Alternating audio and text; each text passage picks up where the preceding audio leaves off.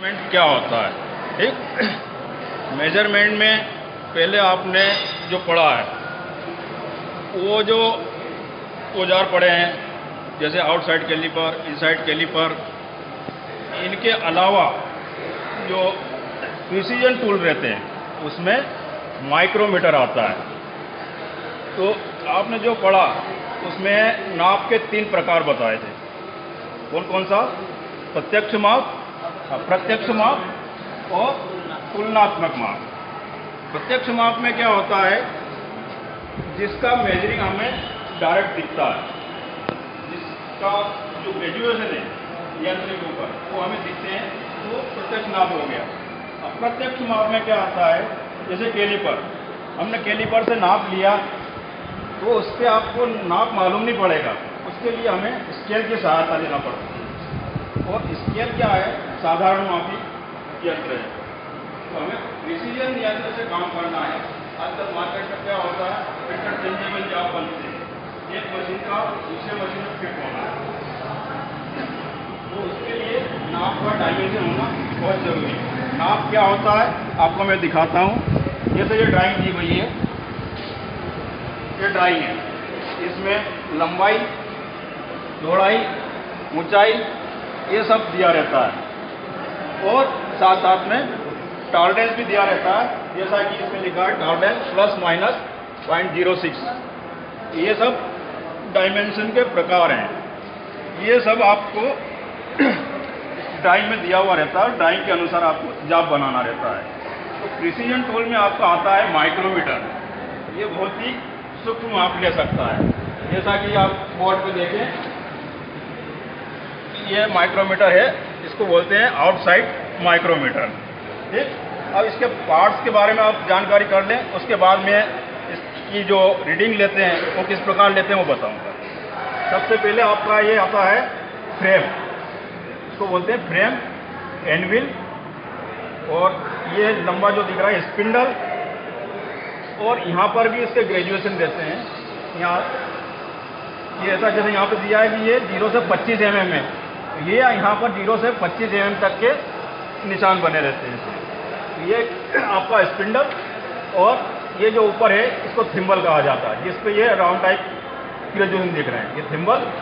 और ये ग्रेजुएशन रहता है, इसको बैरल या स्लीव बोलते हैं। और जब किसी जाप को अपन चेक करने के बाद फुल स्टॉप हो जाता है तो ये रेचिड स्टॉप से होता है, इसको घुमाते हैं।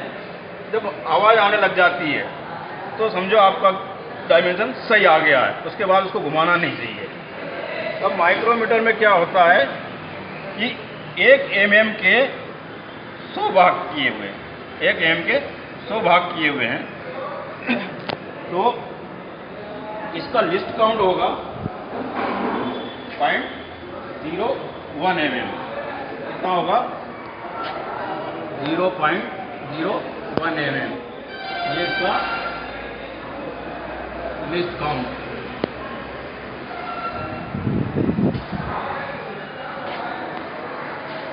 इसका लिस्ट काउंट हो गया। जब हम किसी जाप की रीडिंग लेते हैं तो ये आउटसाइड माइक्रोमीटर के द्वारा लेंगे, और यहाँ पर जो ये है आपका स्पिंडल, इसके ऊपर 1 mm और आधे mm के निशान अंकित रहते हैं। ठीक, तो जब भी कोई जाप लेंगे, जैसे राउंड बार है, इसका नाप लेना है तो आउटसाइड माइक्रोमीटर। अगर किसी स्लॉट का नाप लेना है, जैसे कि ये इस टाइप का है, तो इसके लिए इनसाइड माइक्रोमीटर लगेगा। और एक होता है डेप्थ माइक्रोमीटर। डेप्थ माइक्रोमीटर में भी इसकी गहराई नाप सकते हैं अपन।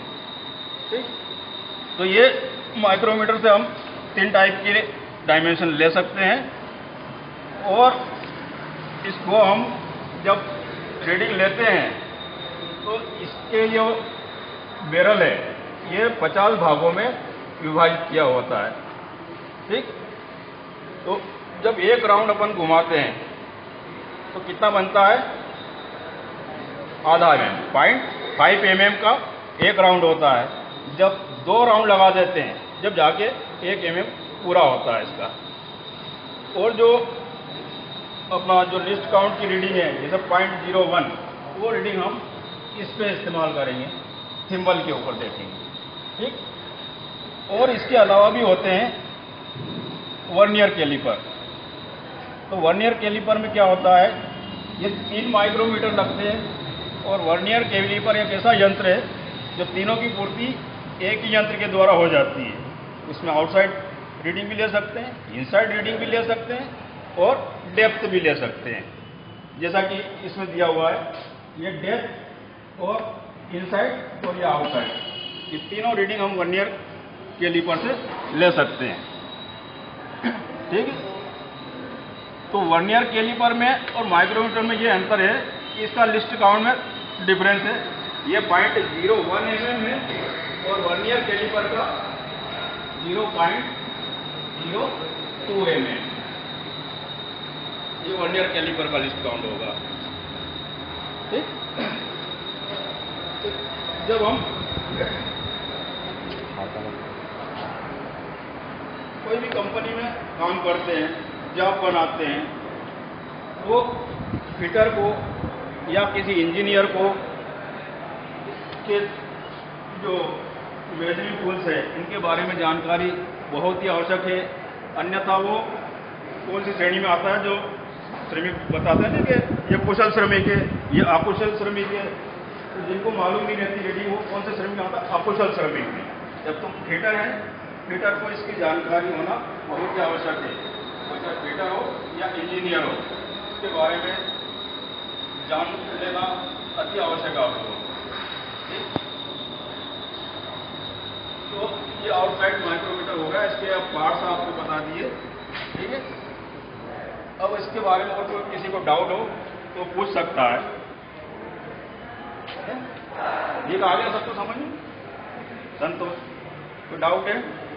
मतलब सिर्फ 25 mm का आता है, ये मतलब कि इसके अलग अलग। बहुत सही जवाब पूछा। ये माइक्रोमीटर 0 से 25 mm, 25 से 50 mm और 50 से 75, 75 से 100, 25 की रेंज में मिलते हैं। तो हमेशा आपको ध्यान रखना चाहिए कि माइक्रोमीटर जब हम रीडिंग ले रहे हैं तो कौन सी रेंज का है, उस रेंज का भी पहले ध्यान रखना है रीडिंग लेने के पहले, ठीक।